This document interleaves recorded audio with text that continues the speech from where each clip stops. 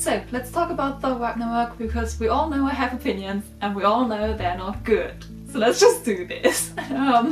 For everyone who did enjoy the film, maybe don't watch this video because I might get a little bit angry and I might spoil some things that like make the film worse than it was for people who didn't know these things. For everyone who is interested in me rambling and getting annoyed at things Marvel do, I'm gonna put my previous Marvel rant in the description where I already voiced some more general thoughts about what Marvel is doing with the films recently, and also Jack Howard's video on Thor Ragnarok, because he voiced some things that I agree with or that like, yeah, work with what I think about it.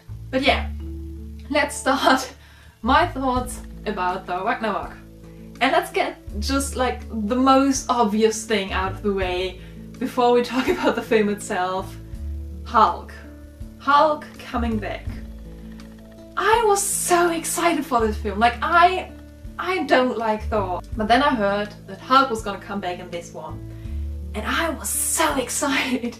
I love Hulk so much, and I was so angry when he just disappeared and no one ever mentioned him again. And I was so happy. But I already, the second I heard this, I was so worried they were gonna make it all wrong. Because I have read the comics, I know what happened to Hulk after he disappeared. And they completely ignored it. Like, you can't just say, yeah, okay, I was Hulk for 2 years and no one, including myself, knows what happened and why I can't turn back. And then just ignore that. Just never mention that again. You can't do that. The thing is, not only did they not say anything about the past, about these 2 years, but they did acknowledge some things, like really little things, about these 2 years without saying that it was about these 2 years. And then whilst acknowledging these things and like putting them in there, they really like mess them up. You know, the two like dorky fighters, like the blue stone guy and the little worm thingy that he always carries around. Those are in the comics.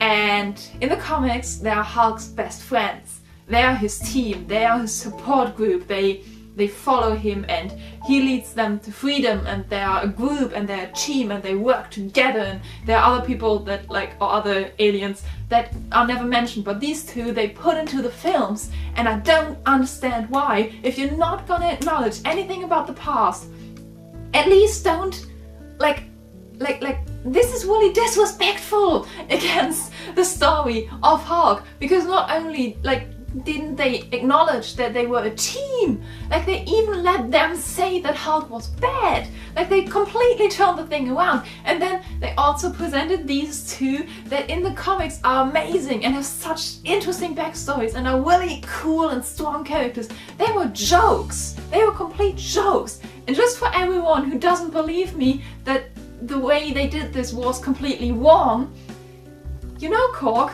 the blue stone guy who helps Thor and is like really like sweet and kind of fluffy and just does everything Thor says without questioning it, and he's really stupid. Thor killed his entire family and actually he's a really strong, smart stone guy on a revenge quest. That's what happened. I was actually tempted to either walk out of the cinema or just get up in front of the screen and tell everyone what happened to poor Hulk. Okay, now that I've got that off my chest, let's talk about the actual film and why that wasn't good. Oh gosh. One day I'm gonna start like a Help Hulk campaign. Yeah, did everything I already said in my Marvel rant, but just a step higher.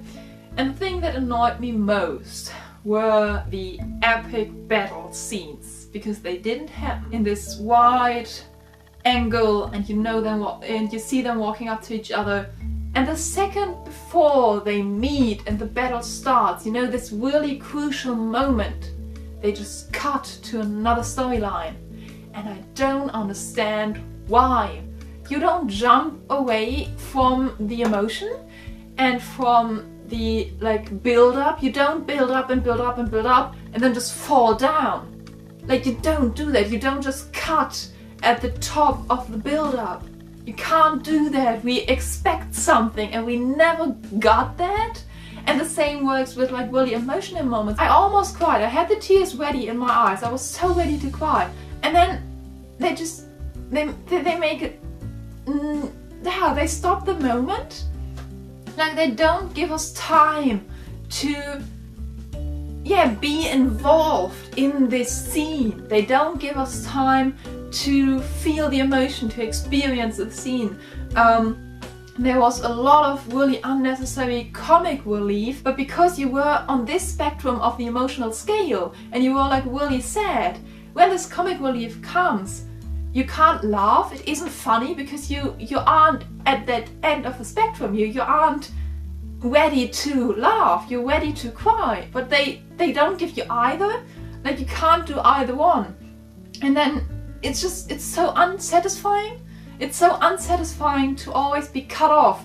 If you have like the scale of normal emotion, and then everything that's sad goes here and everything that's happy goes here, or like the epic scenes go here, and they just decided to stay in this normal emotions kind of base, which doesn't make a good story. A good story needs those peaks and lows, and it needs those outstanding moments, and they just kind of cut all of those out. And I don't understand why, but it's what they do now. It's like they try to make everything like digestible. For me, as someone who has been there from the start and who's been waiting for these films now and for the finale to happen for like years, I just feel really betrayed, because I'm emotionally invested. I spent time and money and thought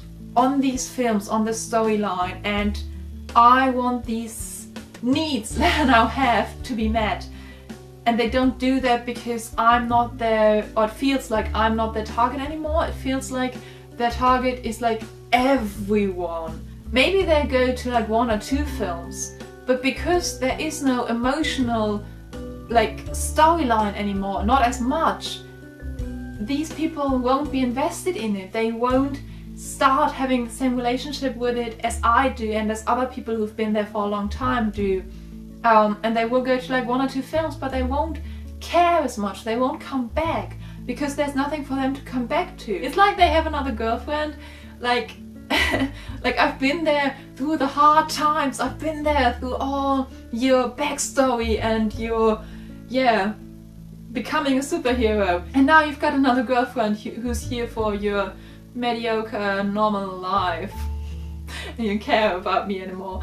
Wow. I really do feel this way though. It really does feel like I've been betrayed, and it just hurts so much to sit in these cinemas and not get what I think the Marvel fandom deserves. Now I'm more sad than angry. But yeah, that's just a little ramble about Thor Ragnarok.